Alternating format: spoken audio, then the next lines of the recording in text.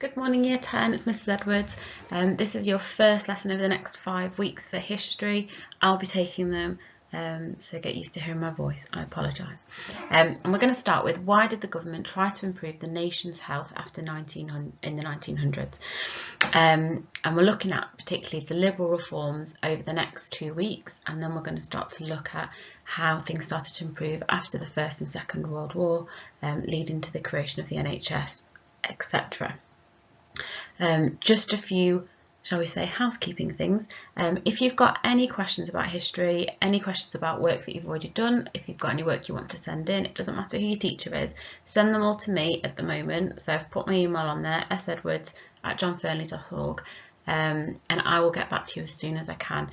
If you've done some work and you've still not sent it in and you would like someone to check it, please email it to me. Or if you've got any questions about any of the lessons over the next couple of weeks, please let me know. Also, I can't work out the YouTube videos and showing them at the same time as doing this. I'm not quite there yet, I'm afraid. But I have created a special playlist on Mr. Taylor's YouTube account. So if you search for R. Taylor JFC History, might be a good idea if you can to just have that as one that you follow, so it's automatically there. There will be playlists, as one already now for this lesson, with additional videos that will help you just give you a bit more information and make things a little bit clearer.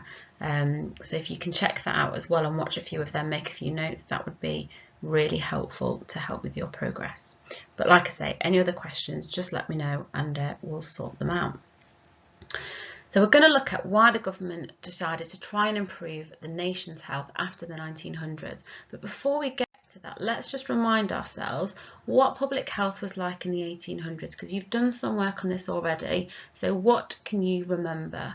I've put a little pause sign in the corner, because when I've put all the questions out, it might be a good idea to pause it, write your answers down on a piece of paper or in your books, and then I'll carry on and you can see if you've got them right. So question 1, what year was the Great Stink? Question 2, what was the worst epidemic during the 1800s? So what was the big killer, the big disease that was gripping Britain, particularly London, in the 1800s, the sort of first half of the 1800s? Who closely studied these epidemics to make links to dirty water? What was his name? And question number 4, what built London's new sewers?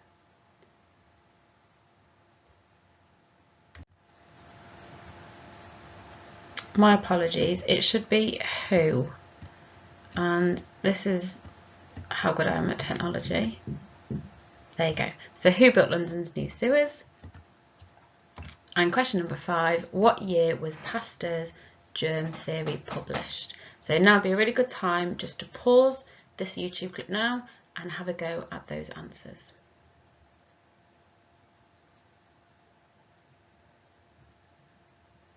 Okay, so let's see how you did. What was public health like in the 1800s? So what year was the Great Stink? It was 1858. The worst epidemic during the 1800s was obviously cholera. Who closely studied the epidemics to make all the links to dirty water? It was John Snow, and if you remember, he was the one that mapped out all the deaths in detail around his area from cholera, and he linked all the deaths to a single water pump on Broad Street. He wrote a report on his findings, and then the evidence was so strong that the handle of the Broad Street water pump was taken away to stop people from getting it, and they later discovered that it was from a cesspool that wasn't far away from the pump. So hopefully you remembered all of that. Question number 4, what built London's new sewers? We said who. It was Joseph Bazalgette. And what year was Pasteur's germ theory published? It was in 1863. Hopefully you got 5 out of 5 and it's all starting to come back to the forefront of your memory. So today we're thinking, why did the government try to improve the nation's health after the 1900s? Also known, this sort of area is known as the Liberal reforms. So if I talk about the Liberal reforms, it's because the government at this time, during these improvements, is the Liberal government. So we're going to look at how and why the public health was improved after 1900. We're also going to begin to explain and evaluate the importance of those liberal social reforms, the importance of Booth and Rowntree, but also the Boer War, and look at what parts all of these things played into helping us understand why public health was beginning to improve. Why did they put these measures in place? So just a recap, you can, if you want, pause here, or as I'm going through it, just make a note of some of the key dates if you've forgotten them. If you can try and, I don't know, can you screenshot YouTube, I don't know, and copy it, that would be really good, because these are just some of the key dates from the 1800s. So if you go back to the beginning, 1842, we've got Chadwick's report. So he was making a link between illness and poor living conditions, but not many people were really supporting what he had to say, but they were starting to a little bit, and the government was beginning to listen. Remember, they had this laissez-faire approach where they didn't really want to get themselves involved, but they made a little bit of an effort. And in 1848, we got the first Public Health Act. Remember, the problem with the first Public Health Act is that it was not compulsory. Okay, so therefore not many people really listened to it or tried to engage with it. Then in 1854 we've got John Snow making that link to cholera with infected water. In 1858 the Great Stink, when the River Thames was so smelly due to the heat, that people started to realise that perhaps something was not quite right. Throughout the 1860s we've got Pasteur's germ theory, him proving the link between dirt and disease. If you remember, Pasteur's, obviously his research was predominantly in France, and it took a while for it to come over to Britain, to be brought over by people like Bastian. So it's there, but it's not fully in the forefront of everyone's mind at this moment, if you think back to surgery as well. Also in the 1860s, you've got Bazalgette organising London's sewer systems. There was 83 miles of large sewers in London, 1,100 miles of smaller connecting sewers from each station underneath the ground. There was pumping stations at regular points. It was so effective, and our sewer system today is built upon this. Okay, so it is important, but when Bazalgette organised this, it was predominantly in London. This wasn't introduced across Britain straight away. It was predominantly in London. So just, remember that important thing. 1867, working men got the vote. Okay, before 1867, not that many people could vote. The rich could vote, those that had lots of land could vote, but the working men couldn't.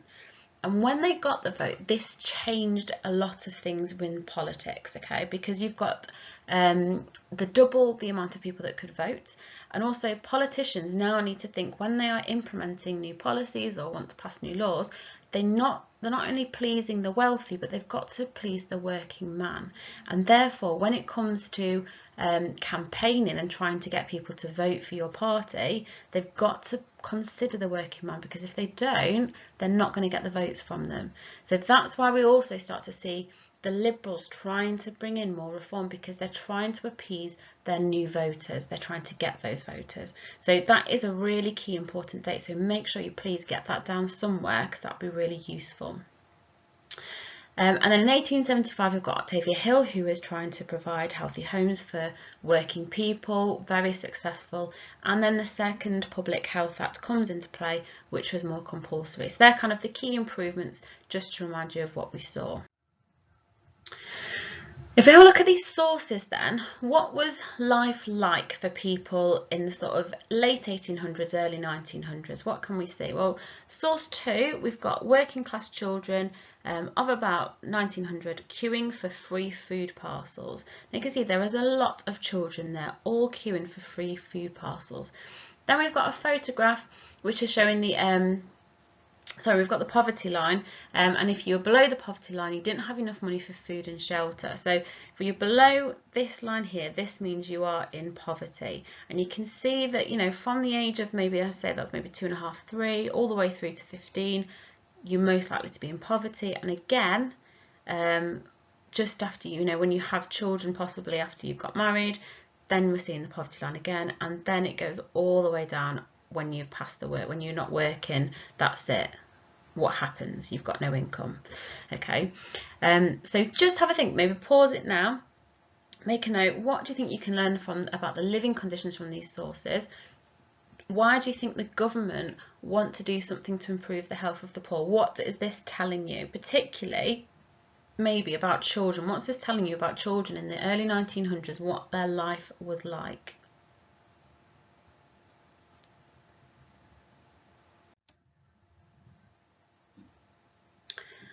So why did the Liberal government, introduce public health reforms? Well, what we're going to look at over the next 5 weeks is basically the beginnings of what is known as the welfare state. What is a welfare state? Well, a welfare state is when a government commits to protecting the health and well-being of its people. So the complete opposite of laissez-faire, which is the approach we saw that we've looked at in medicine all the way up until the 1900s. Public health involves training and regulating medical professionals, building hospitals and maintaining an emergency health and ambulance service. More broadly, the welfare state involves education on matters of health, maternity pay, pensions, street lighting, funding for parks and open areas, regulations on business and industry. So it's all funded from taxation.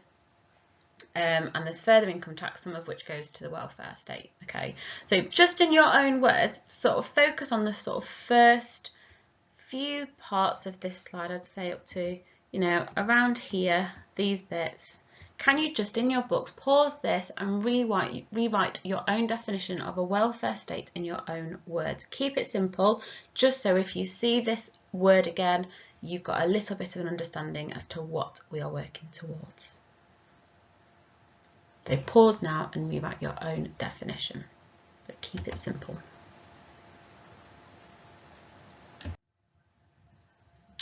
So why did the Liberal government introduce public health reforms? Well, by 1900, life expectancy was actually beginning to improve. For men, it had reached 46 years old, which was a big achievement. It might not seem like it now. And women, obviously, they get to go a little bit more to 50 years. Public health was beginning to improve.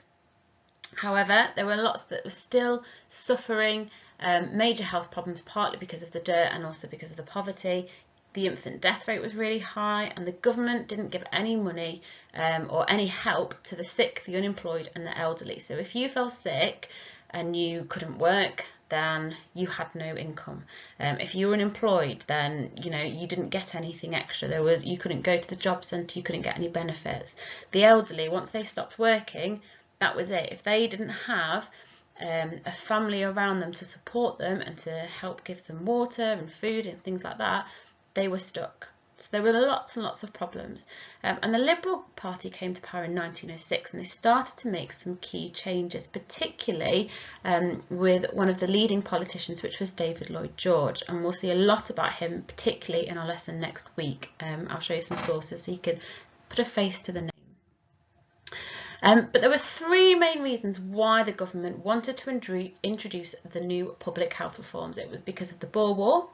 It was because of researchers and philanthropists, but also it was due to the political threat. The threat that they had rival political parties that they were trying to get as many votes from as they could, so that they could be the government in power. So maybe pause now and you can make a note of all of them. So the Boer War, between 1899 and 1902, Britain was at war to defend its land in southern Africa. And when the government said, we need some soldiers, you need to volunteer, 40% of all the soldiers were actually found to be unfit, and in the poorest areas, 69%. Now, if you are a country that wants to be the greatest country in the world, you've got this big empire, you want to support the empire, you want to go to battle, you want to fight, you're going to need as many soldiers and as many men as you can get. And to find that nearly 50% of your men that are volunteering aren't even fit to be at war, that's going to have a huge problem, because that means they've not got the strong army that they thought they could have. So it caused a lot of problems, and the government was starting to worry. The second thing was the researchers, the philanthropists, okay? You've got Charles Booth, who carried out a survey in East End London and found 35% of people were living in poverty. You've got Seaborn Rowntree, who was a member of the chocolate manufacturing family, carried out the same investigation but up north in York, and his findings were really similar. So it wasn't just one part of Britain that was struggling and living in dire poverty, it was happening across Britain. And both of the men were arguing that actually poverty was because of sickness, it was because of old age, it was low wages, it was lack of jobs. It wasn't what people tended to say, which was it wasn't laziness, it wasn't because they were drunk, it was because they needed help, and it was problems that they couldn't control necessarily. And they pointed out that the government didn't help the poor or give them any form of financial help. And actually the government needed to do more to help the poor. And once working class people started to realise this, they were obviously going to vote for a government that were going to do something like that, that were going to help the poor, help those people that they were working with that might fall ill and therefore not getting any work. And then the third big reason was because of the political threat. There was a new Labour Party and they were saying that if people voted for them, they were going to introduce old age pensions, they were going to have unemployment benefits, they were going to be brilliant. But the Liberals wanted to stay the party in power. That's what they'd worked towards. They wanted to be the ones that took over. So they wanted to make sure that people voted for them. So partly due to their leader Asquith, Lloyd George, who was also his Chancellor, and Churchill, they were considered as these followers of New Liberalism. They wanted to improve public health, partly because they wanted to help and be the people that help the poor, and they'd seen things from the Boer War, and they'd seen the reports of Booth and Rowntree, but also they wanted to improve it because the Labour Party was becoming so popular and was seen as this new party of change, and they didn't want that to happen. So the evidence from the reports, the evidence from the Boer War highlighted the fact that the poverty and poor health had become one of the big issues of the time, and some politicians believed that direct action of the government was the new way to improve public health. And actually David Lloyd George was really quite into this, and he wanted to make these changes. And luckily for him, the party that he was part of, the Liberal Party, in 1906 won the general election, and they set to work making these improvements. And we are going to look at what improvements they made next week. Okay, so to summarise those motivations, shall we say, towards improving the nation's health, I've just put them there. So we've got the social reformers, we've got the scale of the problem, life expectancy wasn't massive. The richest 10% of the country owned 92% of the country's wealth. You've got your political rivalry, the Labour Party threat, increasing information from, not just Booth and Rowntree, but lots of different charities and civil servants and local authorities talking about the problem of poverty, and that actually it was a huge issue. Think back to the picture I showed you right at the beginning of this PowerPoint with the children lining up trying to get free food parcels. Poverty was huge, and they needed people to do something and take some action. Some of the motivators, the key individuals, had it not been for David Lloyd George and Winston Churchill, would the Liberal Party have been as persuasive as they were? There was national efficiency, the Boer War, they needed a strong army. Britain wanted to be the driving nation. And national efficiency, an effective workforce. Britain's position as the world's leading industrial power was being challenged by countries like Germany and the USA. If you remember right back to the beginning of the year, when we looked at Germany under Kaiser Wilhelm II, obviously they were doing really well with their industry, and they had started to create some new social welfare concessions in the late 1800s. So they were just a bit ahead of Britain, and other people were beginning to see that. So what I would like you to do is, in your own words, I want you to explain the three main reasons why the Liberals decided to improve public health in Britain. So using the information I've given you on the slide, what were those, the three main reasons, and why were they motivators? And I want you to explain which you think was the most important motivator, but also which you think was the least important. Okay, so you can rank all three if you want, if that makes it easier, and explain each of them in your own words and do a sort of summary conclusion. That would be fantastic. But I want you to be able to explain why these things happened, and which one you think was the most important motivator in order to let the Liberal Party make these changes. And we're going to look at these changes next week. We're going to look at all the different things that they implemented and they brought in. And just to help you to clarify with these motivators, if you go onto Mr. Taylor's YouTube channel, you will see the playlist, and I've called it Year 10 week commencing 8th of June, and there are 3 or 4 video clips in there. They're not very long, they're quite short, but they will just give you a little bit more detail as well to help. So if you could watch them before you answer these tasks, that would be fantastic. Or even if you just watch 2, that will just help develop your explanation and make sure you fully understand. Okay, so to finish off, we're going to have a go at answering 5 questions. When I've read them all out, you want to pause it, write the answers down. Try not to look at your fact book. So these are the questions from your fact book that you've got, that I've created from week 1. Try and do them without looking, but I will go through the answers as well to see how much you can remember. So question 1, what percentage of recruits were rejected during the Boer War because they were unfit? Number 2, can you give me 2 ways that Rowntree influenced the actions of the Liberal government? Number 3, what did Charles Booth conclude in his survey into living conditions in the East End of London? Question number 4, by 1900, what was the life expectancy for men in Britain? And number 5, what were the key dates, the 2 key dates for the first 2 public health acts that obviously took place before the Liberal reforms? So pause now and have a go at those answers. Let's see how you did then. So question 1, it's 38 to 40%, so either of those would be fine. Question number 2, Rowntree published his study of York in 1901. He showed more than a quarter of people in York were living in poverty, and he also started to show the links between poverty and ill health to the government. Number 3, Charles Booth concluded that the government should take responsibility for caring for people in poverty, much like Rowntree as well. By 1900, what was the life expectancy for men in Britain? It was 46. And what were the key dates of the first 2 public health acts? It was 1848 and 1875. Hopefully you got 5 out of 5. Keep those key things in the forefront of your mind. Make sure you are clear on Rowntree, you're clear on what Booth did, the Boer War influences, because they'll need to be ready with you for our lesson next week when we look at what actually happened, what did the Liberal government implement and how well were they received. And that'll be next week's lesson. I will try and make it a lot shorter than this lesson. You're my guinea pig class, shall we say.